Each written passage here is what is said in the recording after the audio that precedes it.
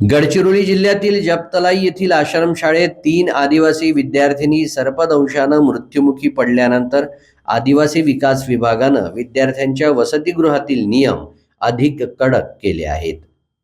5 August आणि 14 August असे 2 दिवस हे शासकीय निर्णय काढण्यात आले. यात विद्यार्थ्यांच्या वयाबाबत बंधनं घालण्यात आली आहेत. या शासकीय निर्णयाचा राज्यभर विरोध केला जात असून चंद्रपुरात आकाशवाणी जवळच्या एकात्मिक आदिवासी प्रकल्प विभाग कार्यालय इमारतीखाली चंद्रपूर शहरातील आदिवासी विद्यार्थी वसतिगृहातील विद्यार्थी विद्यार्थिनी मुक्कामी आंदोलन करत आहेत. हे दोन्ही शासन निर्णय रद्द करा व जपतलाई येथील आश्रमशाळेतल्या पीडित विद्यार्थिनींना प्रत्येकी 1 कोटींची मदत द्या अशी मागणी विद्यार्थ्यांनी पुढे रेटली आहे. मागण्यांसंबंधी चर्चा न झाल्यास हे विद्यार्थी रात्रभर आंदोलन करण्याच्या तयारीत आहेत.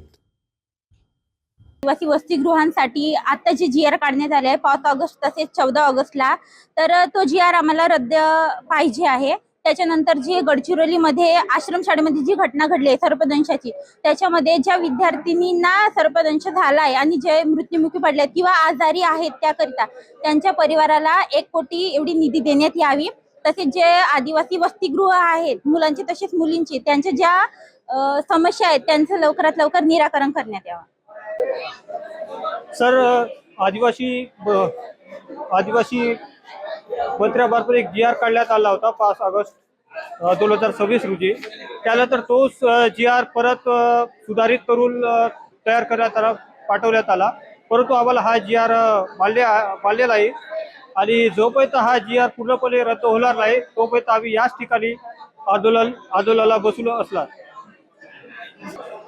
आणि हा GR एक प्रकारचा जुलबी स्वरूपाचा आहे आणि क्रूर आहे. कसल्याही प्रकारचे बंधन नसले पाहिजे आणि शिक्षण क्षेत्रात आदिवासी समुदायाचा साक्षरता दर वाढायचं झालं तर वयाची अट रद्दच करावी, कारण आदिवासीची ही पहिली पिढी शिकत आहे.